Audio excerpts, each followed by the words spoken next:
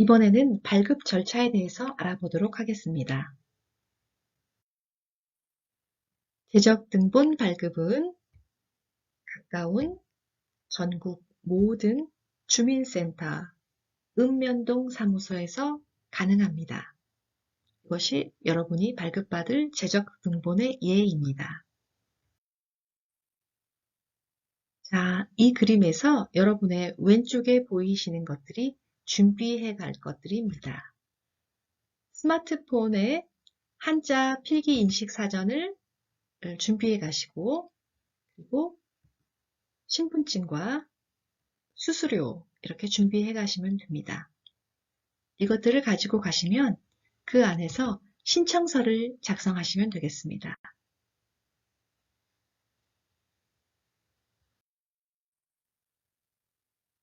때로는 우리가 우리 것이 아니고 남편 또는 아내 등 우리의 혈족이 아닌 다른 분들의 재적등본을 발급받으러 갈 때가 있는데요. 그때는 위임장이 필요합니다. 위임장, 그리고 위임해주는 사람의 신분증 사본을 가지고 가시면 되겠습니다.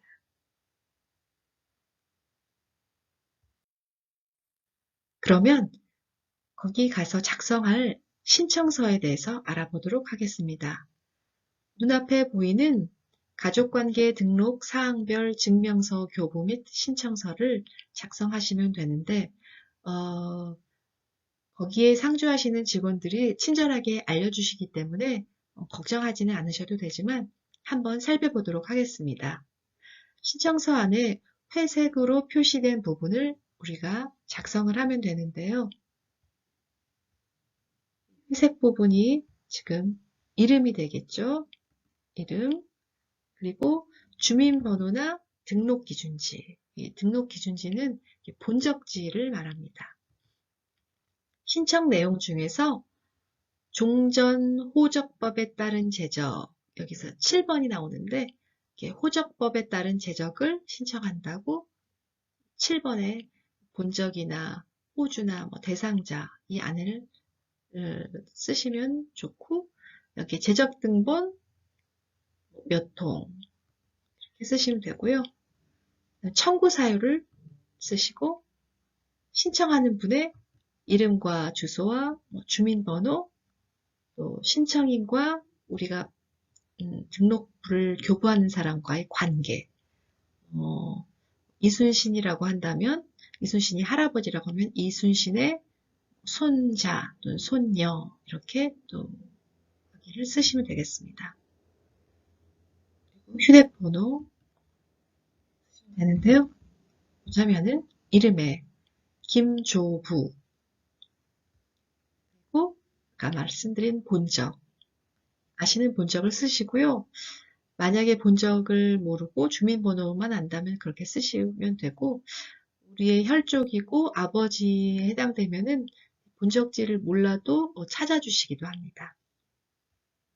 그리고 7번 호적법에 따른 제적해서 재적등본 한 통. 청구사유, 저는 조상찾기라고 쓰는데요. 참고용이라고 쓰기도 합니다. 그리고 신청인의 간 사람의 이름, 사인, 주민번호, 주소, 김조부의 손녀라는 자격, 그리고 휴대번호 이렇게 쓰시면 됩니다. 그리고 또 다른 예는 우리가 다 비슷한데 위임장을 가져간 경우에는 이렇게 위임인에 관한 것도 써주시면 좋습니다.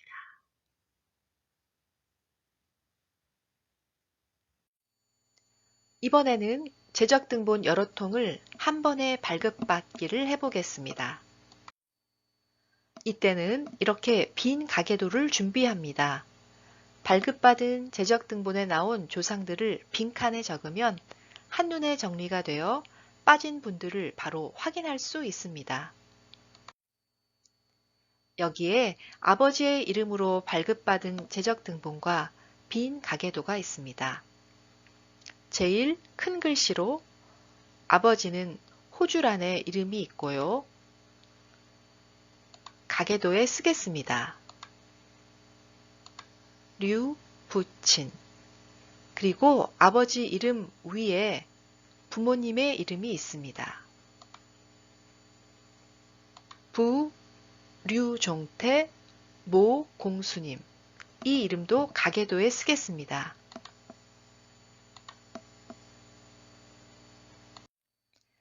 제적등본의 다음 장에 식구들이 나옵니다. 보통은 바로 부인이 나오지만 어머니나 할머니를 모시고 있으면 먼저 나오십니다. 여기에도 어머님 이름이 먼저 나옵니다. 확대해서 보겠습니다. 아까 적었던 어머니 공수님의 글자 위에 부모님 이름이 있습니다. 부 공중열, 모 김혜암. 적겠습니다. 부인 부분도 확대하겠습니다. 부인 이름 이모친 적겠습니다. 그분의 부모님 부 이신석, 모 박봉예. 네, 또 가계도에 적고 있습니다. 이 페이지를 다시 보겠습니다. 이유는 어머니와 부인의 이름 옆에 전호적이 나오기 때문입니다. 전호적은 지금 가지고 있는 호적 전에 가지고 있던 호적인데 이 정보는 다음의 제적등본을 띄기 위한 중요한 정보가 됩니다. 어머니 공수님의 전호적을 확대해서 보겠습니다. 전남 장성군 북이면 호주 공중열. 이 정보로 다음 제적등본을 뗄 수 있었습니다.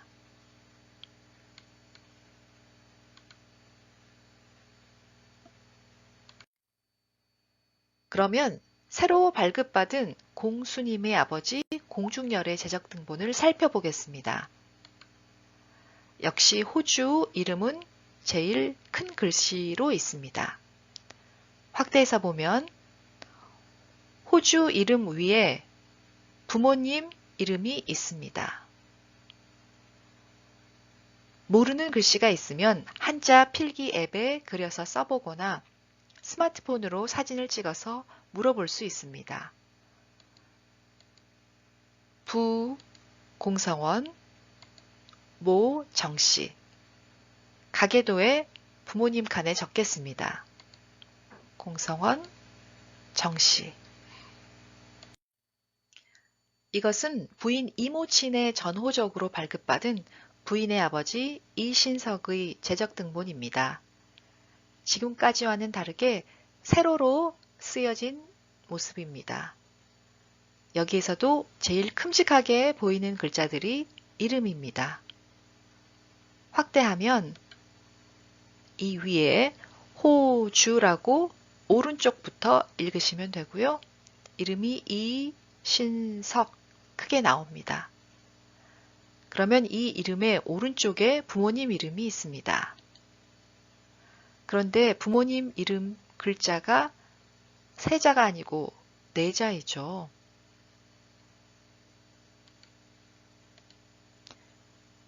첫 번째 글자는 망자라고 돌아가신 것을 뜻한다 이렇게 생각하시면 됩니다. 그래서 이름을 읽어보면 아버지 이희원, 어머니 한동순. 네, 역시 가계도에 적겠습니다. 다음은 부인 박봉예. 여기는 이름 위에 철하고 적혀 있죠. 이분을 보겠습니다. 역시 오른쪽에 부모님 이름이 나와 있습니다. 부 박수원, 모 김대주. 가계도에 적겠습니다. 여기서 또 봐야 할 중요한 사항이 있는데요. 이름 위에 적혀 있는 이 부분들이 사유입니다. 이 사유에 부인의 전 호적이 들어있는지 보는 것이 좋습니다. 사유란을 자세히 보겠습니다. 함께 읽겠습니다. 전라남도 담양군 용면 용칠이 369번지 호주 박수원 박봉예의 전호적이 나와 있습니다. 그래서 이 정보로 다음 제적 등본을 발급받았습니다. 이 제적 등본에서도 역시 제일 큰 이름들이 보이고요. 호주를 확대해서 보자면 박수원 이름이 나오고 오른쪽에 부모님이 계십니다.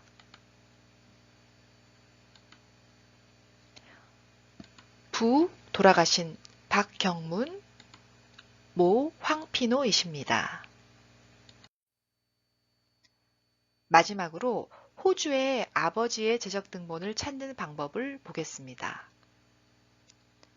호주의 이름 옆에도 전 호적을 적는 칸이 있습니다.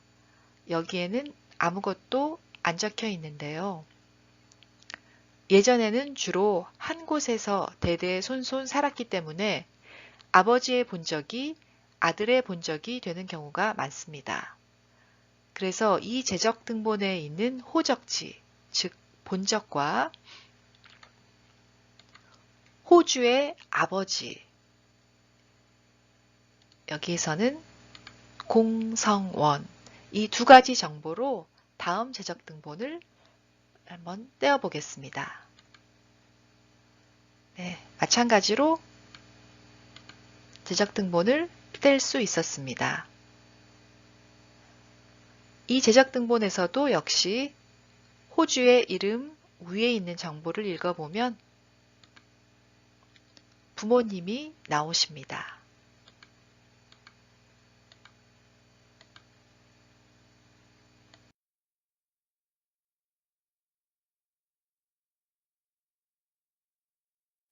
여기에서는 7통의 제적 등본을 떼었고 비어 있었던 가계도에 32분의 조상들을 찾아서 적을 수 있었습니다.